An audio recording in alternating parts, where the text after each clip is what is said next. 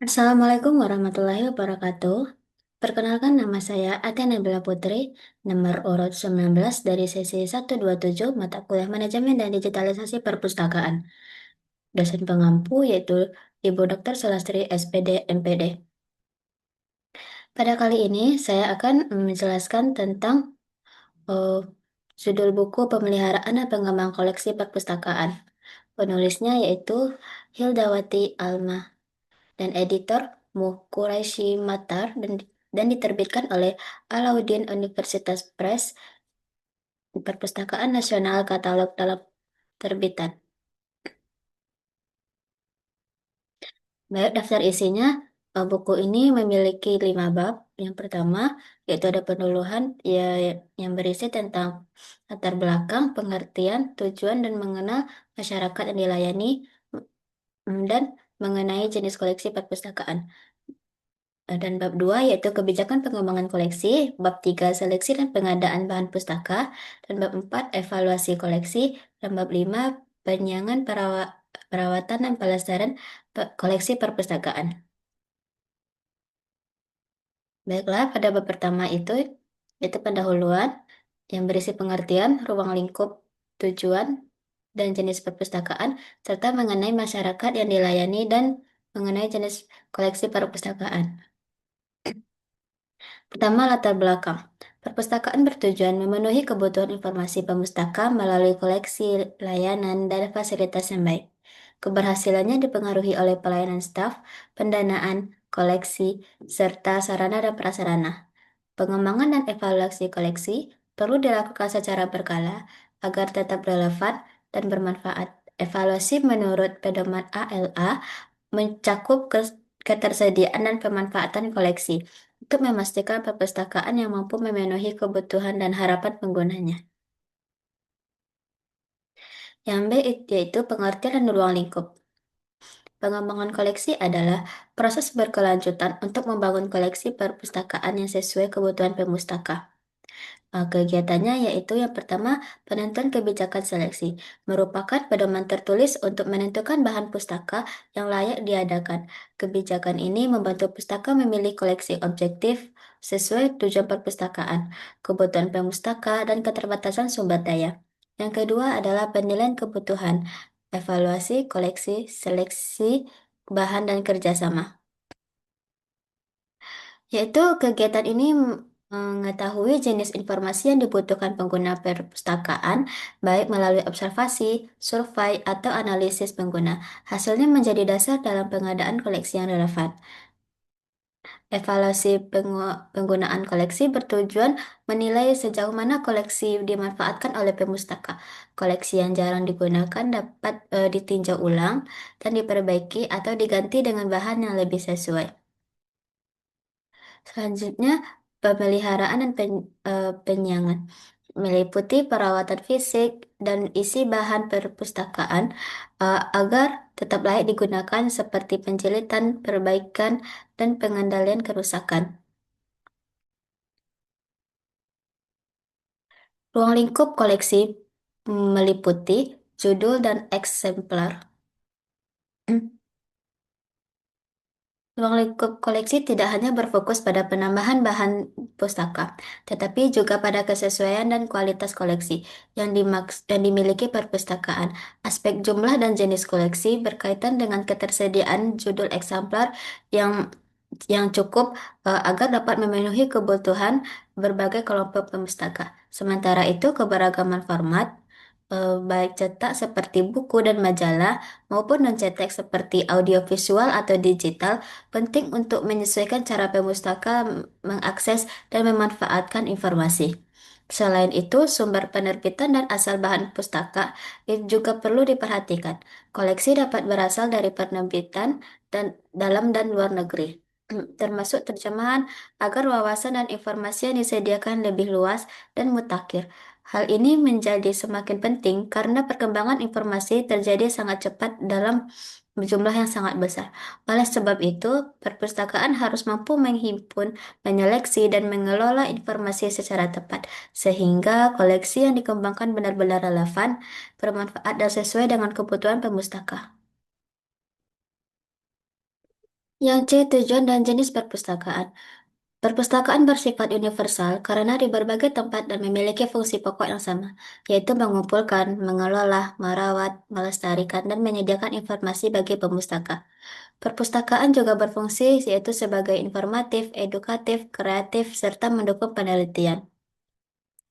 Tujuan perpustakaan bergantung pada jenisnya, tetapi secara umum yaitu yang pertama mendukung pendidikan dan penelitian, memenuhi kebutuhan informasi, sosial, budaya, dan spiritual.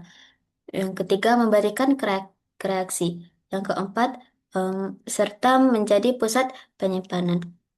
Perbedaan eh, Perbedaan sejarah organisasi dan tujuan menyebabkan munculnya berbagai jenis perpustakaan, yaitu pertama perpustakaan umum, perpustakaan khusus, yang ketiga perpustakaan sekolah, yang keempat perpustakaan perguruan tinggi, dan perpustakaan nasional.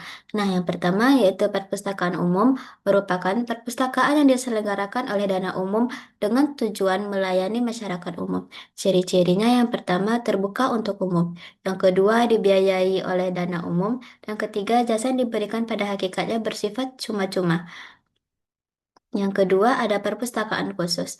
Perpustakaan khusus adalah perpustakaan sebuah departemen, lembaga negara, lembaga penelitian, organisasi massa, militer, industri, maupun perusahaan swasta.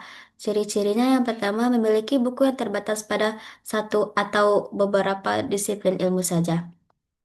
Yang kedua, keanggotaan perpustakaan terbatas pada sejumlah anggota yang ditentukan oleh kebijakan perpustakaan atau kebijakan badan induk tempat perpustakaan tersebut berada. Yang ketiga, peran utama pustakawan adalah melakukan penelitian kepustakaan untuk anggota. Dan yang keempat, tekanan koleksi bukan pada buku, melainkan pada majalah, pamflet, paten, laporan penelitian, dan lainnya. Yang ketiga itu ada perpustakaan sekolah. Perpustakaan sekolah merupakan salah satu sarana dan fasilitas penyelenggaraan pendidikan, sehingga setiap sekolah mestinya memiliki perpustakaan yang memadai. Selanjutnya, itu perpustakaan perguruan tinggi. Perpustakaan perguruan tinggi adalah perpustakaan yang tergabung dalam lingkungan pendidikan perguruan tinggi, baik yang berupa perpustakaan universitas, perpustakaan fakultas, perpustakaan akademik, perpustakaan sekolah tinggi, perpustakaan perguruan tinggi yang berfungsi sebagai sarana kegiatan belajar, mengajar, penelitian, pengabdian masyarakat dalam melaksanakan tridharma perguruan tinggi. Yang terakhir ada perpustakaan nasional. Perpustakaan nasional merupakan perpustakaan utama dan paling komprehensif yang melayani keperluan informasi dan mendukung suatu negara. Kalau ditinjau asal-usulnya, maka umumnya perpustakaan nasional semula berasal dari perpustakaan istana atau perpustakaan raja. Selanjutnya, yang D yaitu penelitian masyarakat pemakaian perpustakaan. Perpustakaan harus mengenal masyarakat yang dilayani agar koleksi dan layanan sesuai kebutuhan. Setiap jenis perpustakaan, yaitu perpustakaan umum, sekolah, perguruan tinggi, dan khusus, memiliki kelompok pemakai yang berbeda, sehingga diperlukan survei atau kajian pemakainya. Survei masyarakat membantu perpustakaan mengetahui siapa pemakai, apa kebutuhan informasinya, serta kelompok mana yang belum terlayani. Metode yang digunakan bisa berupa seperti studi dokumen, wawancara, kuesioner, atau observasi. Data yang dikumpulkan mencakup informasi historis, geografi, demografi, ekonomi, organisasi sosial, pendidikan, budaya, hingga keberadaan perpustakaan lain. Hasil survei digunakan untuk merancang layanan koleksi, gedung, hingga staf. Survei harus dilakukan secara berkala, karena kebutuhan masyarakat selalu berubah, sehingga keputusan perpustakaan tetap relevan dan dapat dipertanggungjawabkan.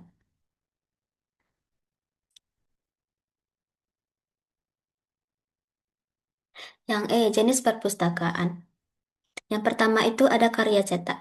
Karya cetak adalah hasil pemikiran manusia yang dituangkan dalam bentuk cetak, seperti buku, terbitan berseri.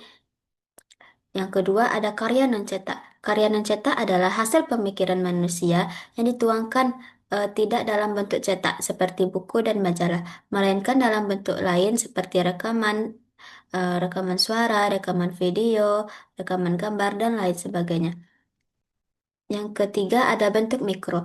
Bentuk mikro adalah suatu istilah yang digunakan untuk menunjukkan sebuah bahan pustaka yang menuangkan media film dan tidak dapat dibaca dengan mata biasa, melainkan harus memakai alat yang dinamakan microreader. Yang keempat ada eh, karya dalam bentuk elektronik. Dengan adanya teknologi informasi, maka informasi dapat dituangkan ke dalam media elektronik seperti pita magnetik atau cakram atau disc. Untuk membaca diperlukan perangkat keras seperti komputer dan lain sebagainya. Nah, baik, kesimpulan yang dapat saya ambil pada bab satu ini adalah perpustakaan berperan sebagai pusat informasi yang mendukung pendidikan, penelitian, dan kebutuhan masyarakat. Untuk menjalankan fungsinya, perpustakaan harus memahami ruang lingkup tugasnya, mengetahui tujuan dan jenis perpustakaan, serta mengenali kebutuhan masyarakat yang dilayani. Selain itu, pemahaman tentang jenis koleksi sangat penting agar pengelolaan dan penyediaan informasi lebih tepat dan memahami seluruh aspek tersebut. Perpustakaan dapat memberikan layanan yang efektif dan bermanfaat.